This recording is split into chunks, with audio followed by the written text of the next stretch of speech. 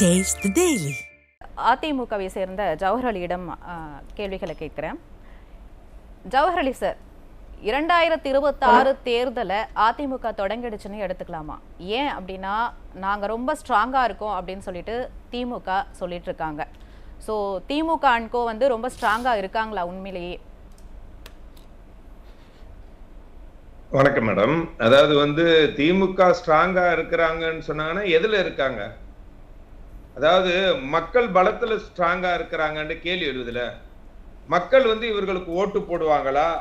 இன்னைக்கு இருக்கக்கூடிய பிரச்சனைகள், சட்டம் ஒழுங்கு, பெண்களுக்கு எதிரான பிரச்சனைகள், விலைவாசி உயர்வு, இன்னும் சொல்ல போனால் மின்கட்டண உயர்வு, இவ்வளோ பிரச்சனைகள் இன்றைக்கு மக்கள் வாழ வழியின்றி வாழ்வாதாரத்துக்கு ஒரு தமிழ்நாடு ஒரு இப்படிப்பட்ட மாநிலமா போச்ச. அமைதி, வளம், வளர்ச்சி என்ற தமிழ்நாடு இன்னைக்கு வந்து அருவாளு, கத்தி, கம்போ, துப்பாக்கின்னு மாறி போச்சேன்னு இருக்கக்கூடிய இந்த சூழ்நிலையில மக்கள் திமுக ஓட்டு போடுவாங்களா? அப்ப எப்படி வலுவா இருக்க முடியும்? கூட்டணி கிட்ட நீங்கள் வந்து திராவிட முன்னேற்ற கழகம் கொடுக்க வேண்டியதை கொடுத்து அவங்க உங்களை கட்டுக்கோப்புல வச்சிருக்கீங்க. அது கூட எவ்வளவு காலத்துக்கு அது சாத்தியம் என்பது கேள்விக்குறியாக இருக்குது. இன்றைக்கே கூட்டணி கட்சிகள் எல்லாம் வந்து எப்ப அதுல விட்டு நகழுவோம், இன்றைக்கு மக்கள் எவ்வளவு கோபத்துல இருக்காங்கங்கிற ஒரு மனநிலை அவங்க புரிஞ்சுக்கிட்டு அதுக்கான இன்றைக்கே ஒவ்வொரு விஷயத்தையும் பேச ஆரம்பிச்சிருக்காங்க. எங்களுக்கு இரட்டை இலக்குல வந்து சீட்டு வேணும், இந்த கூட்டணியில வந்து எங்களுக்கு மந்திரி சேவையில இடம் வேணும், இப்படி பல்வேறு கருத்துக்களை எல்லாம் இன்றைக்கு அவங்க பேசுறாங்கன்னா அதுக்கு வந்து இன்றைக்கு வரக்கூடிய தேர்தல திமுக நிச்சயமாக எதிர்கட்சியா கூட வர முடியாது என்கின்ற நிலைப்பாட்டில் கூட்டணி கட்சிகள் இருக்காங்க. ஆனால் மக்களை பொறுத்த வரைக்கும் எந்த காலத்திலும் இனி திமுக வந்து எப்பொழுதும் ஆட்சிக்கு வந்துடக்கூடாது, எதிர்கட்சியா கூட வந்துடக்கூடாது. கடந்த 2011 வந்து எந்த நம்பிக்கையில அவங்க வந்து ஸ்ட்ராங்கா இருக்கிறதா சொல்றாங்க சார்? பணம் அவங்க கிட்ட இப்ப நிறைய இருக்கிறது மேடம்.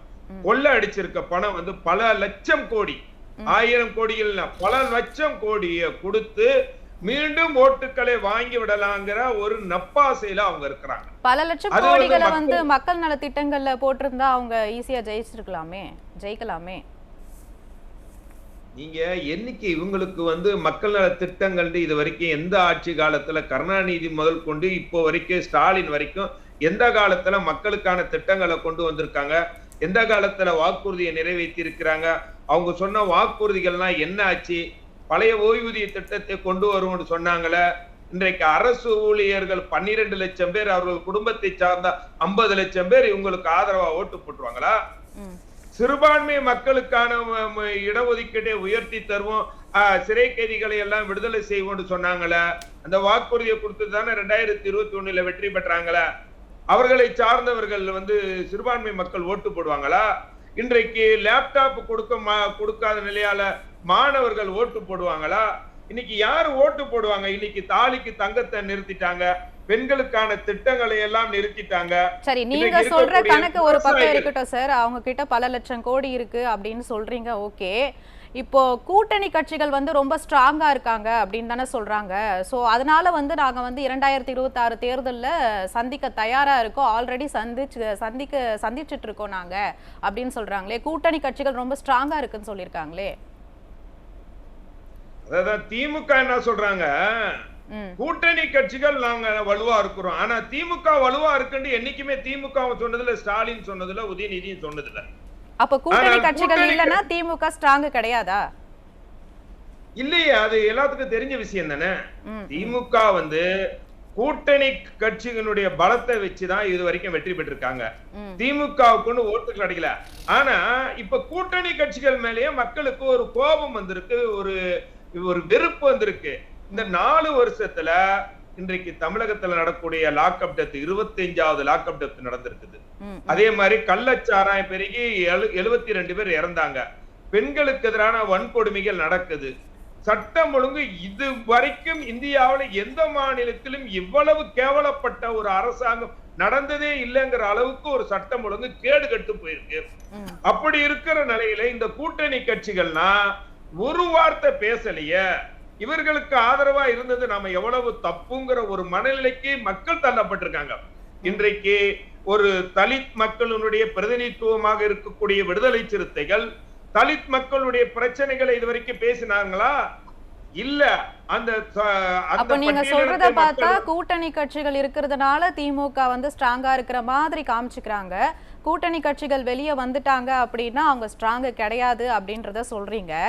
இப்போ வந்து கூட்டணி கட்சிகள் அப்படி சொல்லல மேடம். கூட்டணி கட்சிகள் வெளியே வந்தாலும் வராவிட்டாலும் 2021 காலகட்டத்துல கூட்டணி கட்சிகள் வலுவாக இருந்தார்கள். அன்றைக்கு 10 வருடம் அதிமுகவில் ஏற்பட்ட அந்த ஆன்டி இன்கம்பன்சி பொதுவாகவே எல்லா அரசுகளுக்கு மேல 10 வருடத்துக்கு மேல மக்களுக்கு உண்டாகும்.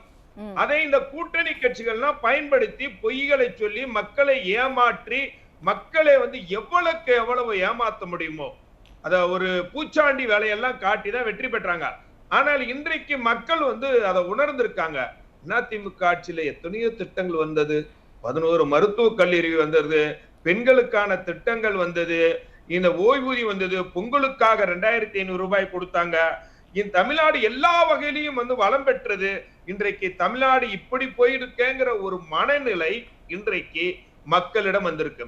அதனால பட்டியலினத்தை மக்கள் சார்ந்தவர்கள் இந்த அன்றைக்கு வந்து விடுதலை சிறுத்தைகள் சொன்னதை கேட்டாங்க, அதனால ஓட்டு போட்டாங்க.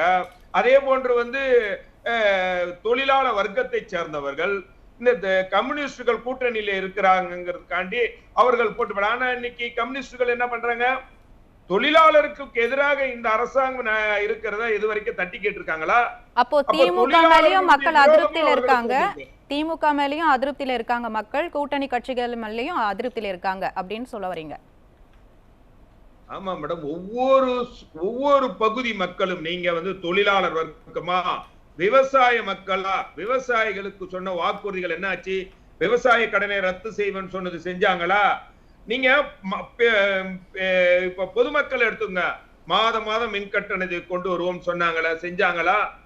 இன்றைக்கு மின் கட்டணம் எவ்வளவு உயர்ந்து போய் இருக்கிறது, இதெல்லாம் மக்கள் பார்க்க மாட்டாங்களா? விவசாய கடன்ல தள்ளுபடி பண்ணனும் சொல்லிருக்காங்களே சார். அரசு ஊழியர்கள் என்ன மேடம்? விவசாய கடன்ல தள்ளுபடி பண்ணிருக்கிறோம்னு சொல்லிருக்காங்களே.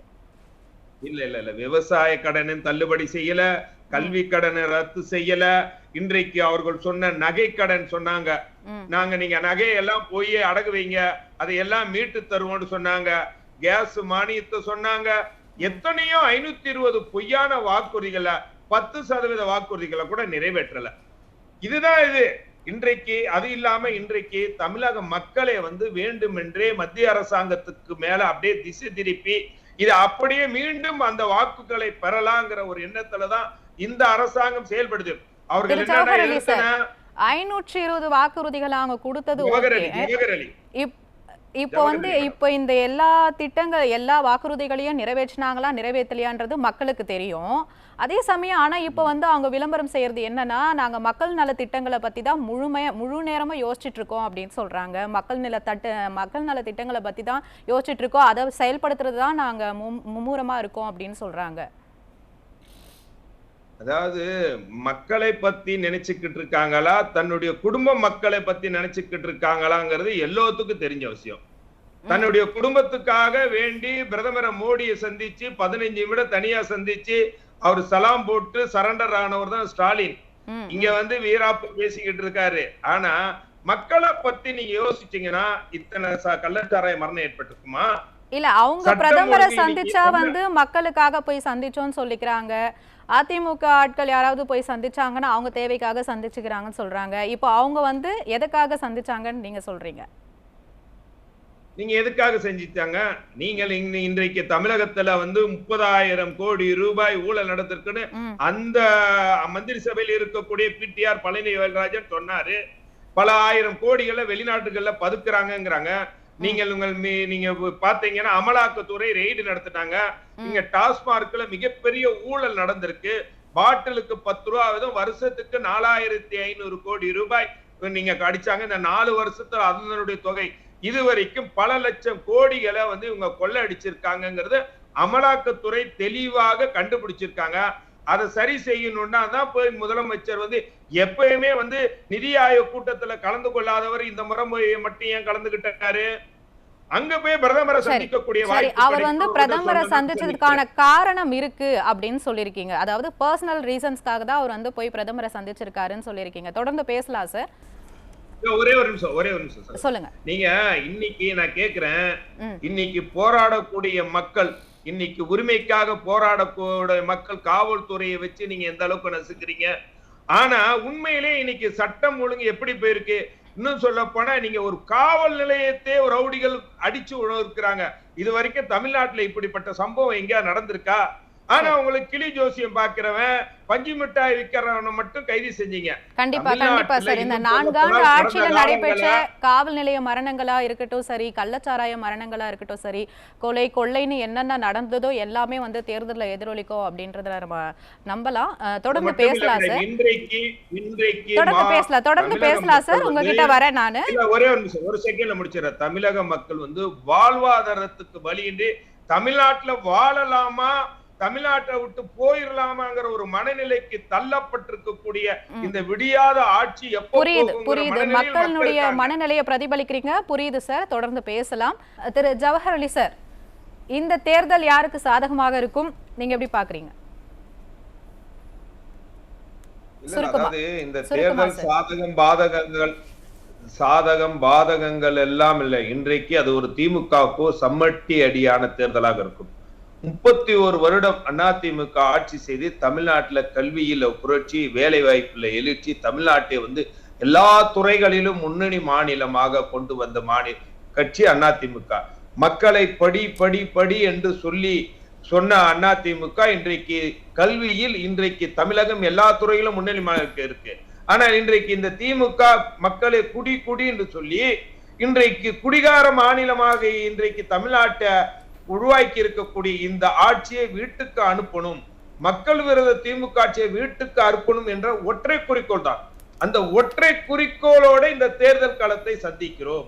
அதனாலதான் கொள்கைகள் வேறாக இருந்தாலும் சரி, ஆனால் இந்த திமுக ஆட்சி வீட்டுக்கு போனால்தான் மக்கள் காப்பாற்றப்படுவார்கள்.